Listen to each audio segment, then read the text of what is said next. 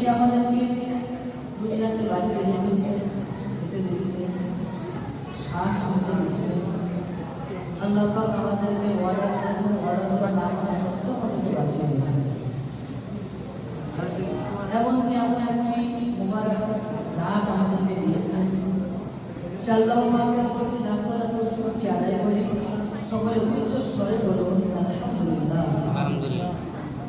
তারপরে নবী মুহাম্মদ রাহমাতুল লিল আলামিন, রাহাতুল আশিকিন, আলিফুল মুতাকিন, সকল দুঃখীকে বুকে লাগানে ওয়ালা, নবী কামলি ওয়ালা, আব্দুল্লাহ জিগার ওয়ালা, মা আমিনার নজর তারা, উম্মতের গম খাওয়ার, নবী আপনার ওয়ালা, জনাব মুহাম্মদ মুস্তাফা সাল্লাল্লাহু আলাইহি ওয়াসাল্লাম, যে নবী সদকাতে আমরা এই দুনিয়া পেয়েছি, যে নবীর সদকাতে জান পেয়েছি, যে নবীর সদকাতে আমরা আপনার বিনা নামাজ পেয়েছি, যে নবীর সদকাতে আমরা কোরআন পেয়েছি, যে নবীর সদকাতে আমরা এই মাহফিলে বসার সুযোগ পেয়েছি।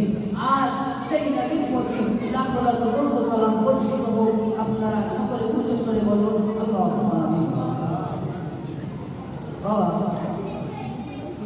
আমরা সকলেই জানি যে আজ জশ্নে ঈদে মিলাদুন নবী, অর্থাৎ ঈদ মানে খুশি, মিলাদুন নবী অর্থাৎ রাসূল পাকের আগমন। এর মানে হলো রাসূলুল্লাহ দুনিয়ার জমিনে আগমনের উদ্দেশ্যে খুশি। আর সেই কারণে আজ আজ আমরা এখানে বসেছি। বাবা সবকিছু আমার নবীর হাতটায় পেয়েছি। আমরা রসুল নামে কিছু পেতাম না। এখন আজকের জামানায় কিছু কিছু মানুষ আবার আছে যারা বলে কোথায় কিছু নাই, ছেড়ে বেদাত মুস্তাহাসান এমন করে বলতে লেগেছে। তারা খুঁজে পায় না ঈদে মিলাদুন নবী কোথায়। এখন আমরা যদি বলি আল্লাহ পাক আল্লাহ তাআলা বলেন ওয়া মা আরসালনাকা ইল্লা রাহমাতাল লিল আলামিন, ও নবী আমি আপনাকে জগতের থেকে রহমত হিসেবে পাঠিয়েছি। জোরে বলুন সুবহানাল্লাহ। আল্লাহ পাক রহমত হিসেবে জগতে পাঠিয়েছেন। অপর জায়গায় আল্লাহ পাক আবার বলেছেন ওয়া ইন আখরাজাল্লাহু মিসাকান নাবিয়্যিনা লামা আতাইতুকুম মিন কিতাবিন ওয়া হিকমাতিন থুম্মা জাআকুম রাসূলun মুসাদ্দিqan লিমা মা'akum লাতু'মিনুন্না বিহি ওয়া লাতানসুরুন্না বিহি। আল্লাহ পাক আল্লাহ তাআলা কোরআন ও হাদিসের ভিতরে ঘোষণা করছেন, ও আমার বান্দারা শোনো, আমি আল্লাহ পাক আল্লাহ তাআলা আমার রাসূলের মিলাদ আমি আর সম্মানতে বানিয়েছি। বলে বলুন সুবহানাল্লাহ। আজ আমাদের বিশ্ববাসীরা নবীর মিলাদ খুঁজে পায় না রে বাবা। আল্লাহ পাক আল্লাহ তাআলা সূরা আল-ইসরা'র ভিতরে আপনার মিলাদ 58 নম্বর আয়াতে তিনি বলছেন, আমার বান্দারা শোনো, আমি আমার রাসূলের মিলাদ আর সম্মানতে বানিয়েছি, আপনার আর সম্মানতে আমি করেছি। আজ আমরা যেমন মসজিদে বসে মিলাদ নবী উপলক্ষে আমরা মাহফিল করতেছি, আমার আল্লাহ পাক আল্লাহ তাআলা সেই মঞ্চে নিজে ছিলেন বক্তা। আর গোটা আল্লাহ পাক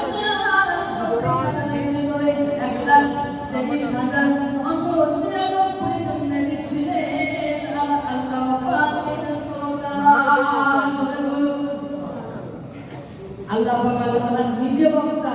আর 1,23,999 জন নবী ছিলেন শ্রোতা। কেমন বক্তা, কেমন শ্রোতা। আমরা আজ কেমন বক্তা, কেমন শ্রোতা। এখানে বক্তাও ছিলেন পাঁচ, আর এখানে কোনো ফল করি না বলাই বাবা। তাহলে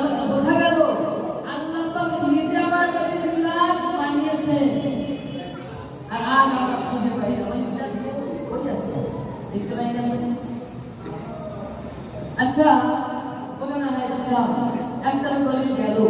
এইবার আসি আমরা হাদিসের দিকে। আপনাদের কাছে হাদিস শরীফের বর্ণনা আসছে যে কিছু সাহাবা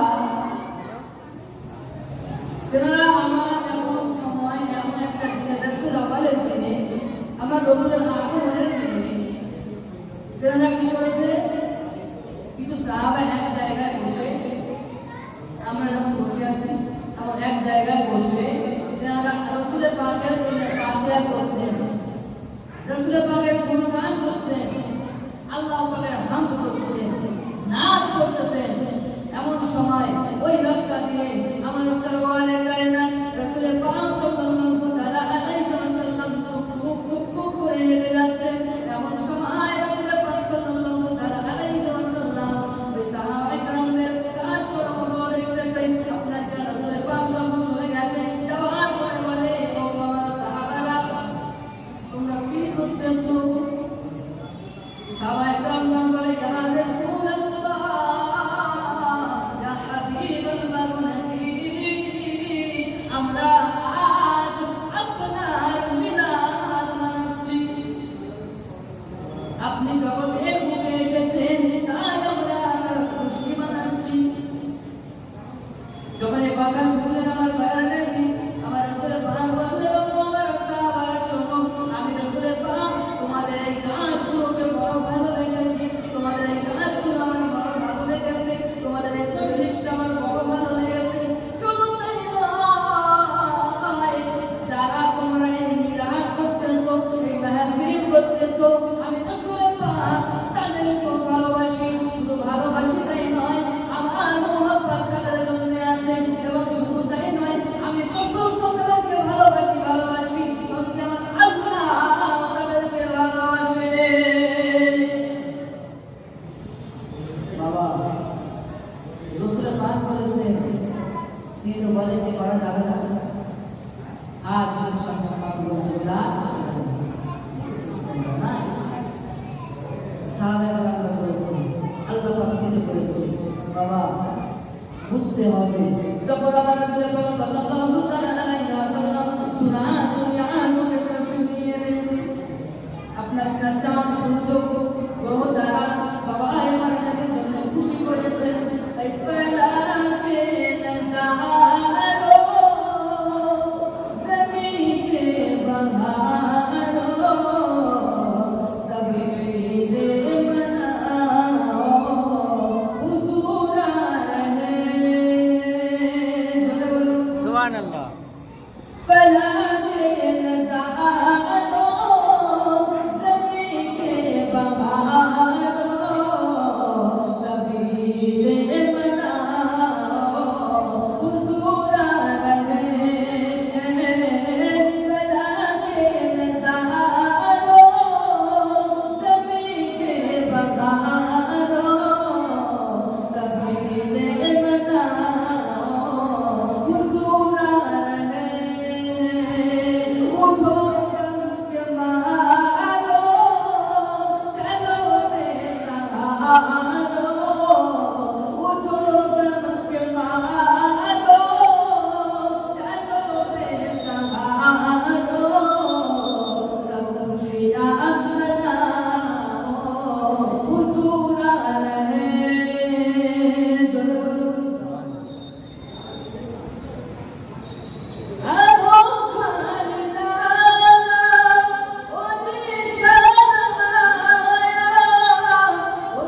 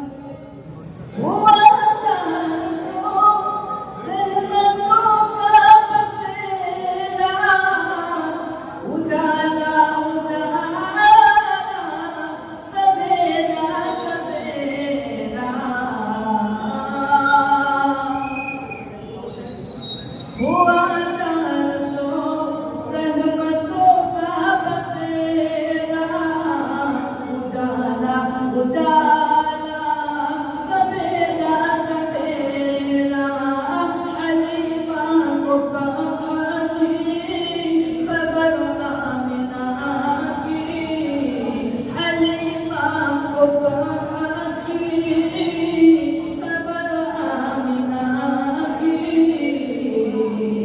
मेरे घर में आओ हुजूर रहे कलामे नज़ारो ज़मीन के बहारो सभी दे बनाओ हुजूर रहे अल्लाहुम्मा सल्ले अला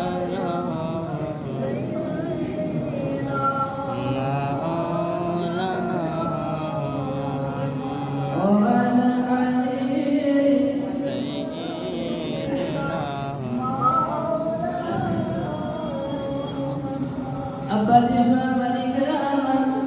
আমার রাসূল পাক সাল্লাল্লাহু আলাইহি ওয়াসাল্লাম দুনিয়া में अपना क्या चाल सुनो वो तारा परितारा প্রত্যেক রাসূলের জন্য মিলাদ বানিয়েছে আমার রাসূলের জন্য अपना क्या আনন্দ করেছে খুশি করেছে अपना क्या कंकर पत्थर আমার রাসূলের জন্য খুশি করেছে গাছপালা পশু পাখি নদী নালা সবাই আমার রাসূলের জন্য খুশি বানিয়েছে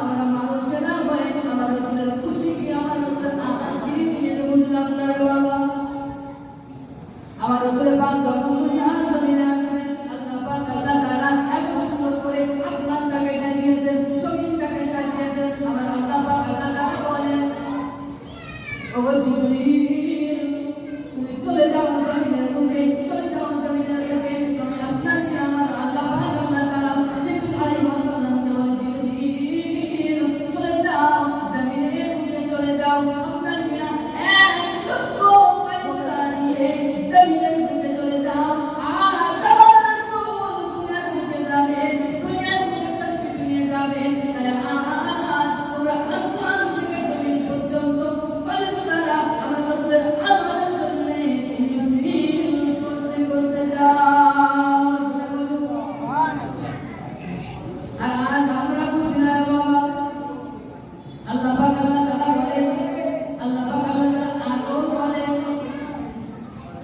जिब्रील अलैहिस्सलाम को आए जिब्रील सुनो तुम पहले जाकर मशरिक में झंडा लगाओ मगरिब में जाके झंडा लगाओ और ये झंडा बैतुल्लाह के छत पे लगा दो बैतुल्लाह के छत पे गाड़ दो और एक झंडा बैतुल्लाह छत के पास अपना मस्जिद अक्सा में गाड़ दो अल्लाह पाक अल्लाह ताला बोले आए जिब्रील चले जाओ दुनियाর বুকে একটা ঝান্ডা মসজিদে লাগাবে একটা ঝান্ডা আপনাকে পূর্বে লাগাবে আপনাকে একটা ঝান্ডা কাবা শরীফের ছাদের উপরে লাগাবে আর একটা ঝান্ডা মসজিদে আকসার উপরে লাগাবে আল্লাহ পাক আল্লাহ তাআলা নিজে ঝান্ডা লাগাতে বলেছেন বাবা আর আজ আমরা সত্যি বলতে দাঁড়ালে কিছু মানুষের গায়ে যাওয়া উচিত তারা বলেন কিছু শোনা দরকার নাই কিছু দরকার এটা কিছু নাই বাবা মোহাম্মদ থাকবে তার ভিতরে নবীর নামাজ করবে তার নবীর নামাজ করার চিন্তা আসবে তার ভিতরে আপনার যে মোহাম্মদ থাকবে তার ভিতরে নবীর নামাজ করবে সেই আন্তরিক মোহাম্মদ থাকবে না তার নবীর নামাজ করার চেষ্টা করবে না আপনার যে মোহাম্মদ ছিল আপনার যে মোহাম্মদ কাছে থেকে ভিতরে আল্লাহ পাক আল্লাহ তাআলা জান করে মানুষের জান করে বান্দার উপরে ইনাম ঘোষণা করেছেন আল্লাহ পাক আল্লাহ তাআলা কোরআন মাজিদের ভিতরে বলেন বিসমিল্লাহির রহমানির রহিম আল্লাহু ইয়াসরিফিন ওয়া সিদ্দিকিন ওয়া শুহাদা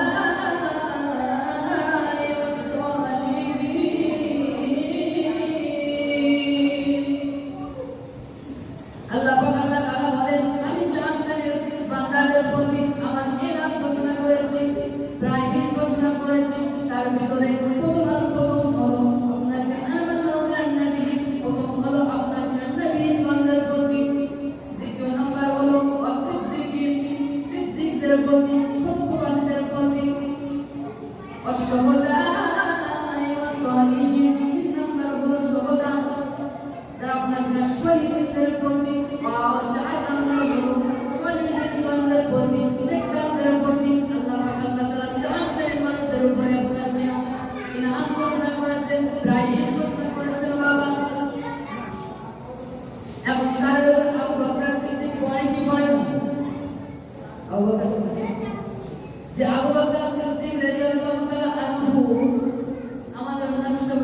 মুজাদ্দিদ তরিকার ইমাম বলে বলেন সুবহানাল্লাহ।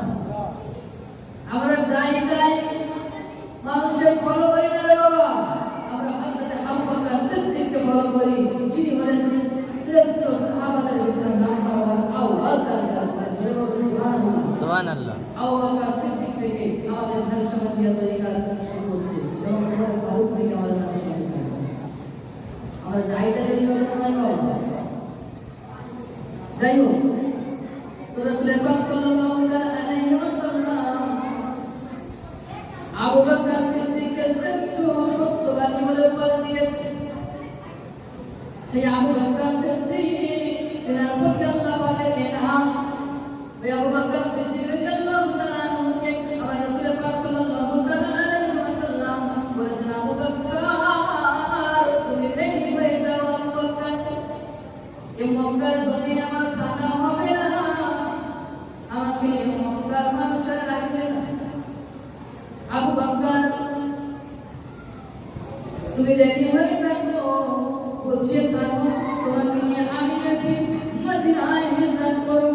আবু বকরকে যখন বলা হলো আমি মদিনায় হিজরত করব, বাবাজি সোনার মানিকেরা আমার আবু বকর সিদ্দিক রাদিয়াল্লাহু তাআলা আনহু তখন থেকে রেডি হয়ে গেছে।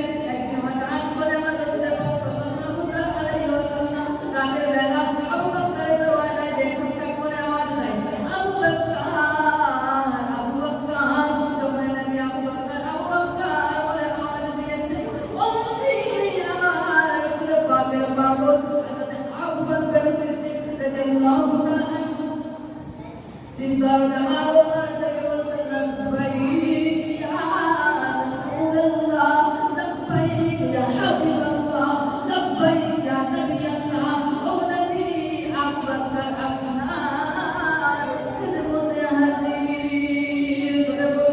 সুবহানাল্লাহ। এই হলো মুহাম্মদ বাবা, কেমন সাহাবা ছিলেন বাবা বুঝতে হবে। হযরত আবু বকর সিদ্দিক রাদিয়াল্লাহু তাআলা আনহু নবী একবার ডেকেছেন, আবু বকর আপনাকে সঙ্গে সঙ্গে উত্তর দিয়েছেন, নবী পাক আমার ভাই আবু বকর কি ব্যাপার, তুমি কি ঘুমাওনি? আবু বকর বলে, ইয়া রাসূলুল্লাহ, ইয়া হাবিবাল্লাহ, ইয়া নবিয়াল্লাহ, ও নবী গো, আমি আবু বকর ওই দিন থেকে ঘুমাই না, সেদিন থেকে আপনি বলেছেন আবু বকর ডেকে করে দেখো, আমি আগের বেলাতে তোমার বাড়ি থেকে তোমাকে ডেকে নিয়ে মদিনা পথে হিজরত করব। আবু বকর বলে, ইয়া রাসূলুল্লাহ, ইয়া হাবিবাল্লাহ, আমি সেই দিন থেকে আবু বকর চোখে চোখ লাগাই না, না জানি আমার রাসূল পাক সাল্লাল্লাহু আলাইহি ওয়াসাল্লাম কখন এসে আমার দরওয়াজায় দাঁড়িয়ে আবু বকর বলে ডাকবেন, আর আমি আবু বকর আপনাকে না গুনাহগারের মতো জাদবের মতো আরাম করব। আমার রাসূল পাক রাতের বেলা আরাম ছেড়ে আমার দরওয়াজায় এসে ডাক দিবেন, আর আমি আবু বকর আমার নবীর তালিম করতে পারবো না, জাদবের মতো শুয়ে থাকবো। এটা আমি আবু বকরের জন্য মানায় না। তাই ইয়া রাসূলুল্লাহ, ইয়া হাবিবাল্লাহ, যেদিন থেকে আপনি বলেছেন সেই দিন থেকে আমি আবু বকর রাতের ঘুম ছেড়ে দিয়েছি। কেমন মহব্বত ছিল, আর আমরা কেমন মহব্বত করি বাবা। আবু বকরকে রাসূল পাক সাল্লাল্লাহু আলাইহি ওয়াসাল্লাম চললেন মদিনার দিকে গমন করলেন, মদিনার দিকে হিজরত করতেছে। এমন সময় দেখা যায় আবু বকরের বয়স আর আমার রাসূল পাকের বয়স খুব বেশি সামনে ছিল না। রাসূল পাকের থেকে আবু বকর 1 থেকে 3 বছরের বড় ছিল। এখন রাসূল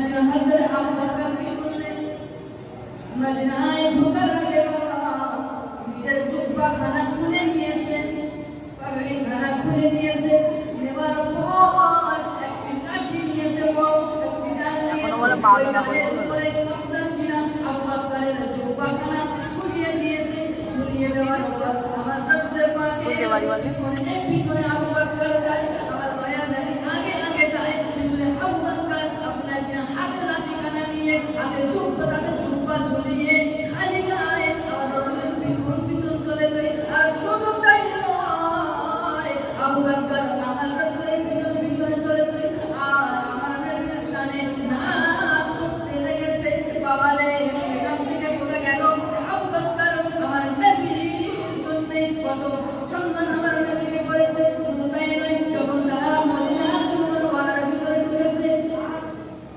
মদিনার তামাম আপনার বিরুদ্ধরা জওয়ানেরা জওয়ান মানুষ বৃদ্ধ আবাল কল্পান বনিতা বাচ্চা সবাই আপনার কি করেছে পুরুষ মহিলা আমার রসুলকে স্বাগত জানানোর জন্য ওয়েলকাম জানানোর জন্য তারা আপনার কাছে দোয়া পাঠিয়েছিল আর আমার রসুলকে রসুলের আগমনের জন্য খুশি মানিয়েছিল দোয়া পাঠিয়েছিল আমাদের বাচ্চারা আমাদেরকে রসুলের সাথে হাত দিয়েছিল বাবা আর আজ বলে মিলাদ নাই আমার রাসূলের আগমন উপলক্ষে তারা মদিনায় আগমন উপলক্ষে যদি আপনার কিনা আপনার প্রত্যেক মদিনাবাসী বাচ্চারা যদি আনন্দ করতে পারে তাহলে দুনিয়ায় আমার রাসূলের আগমন হওয়ার সত্ত্বে আমরা কেন আনন্দ করতে পারবো না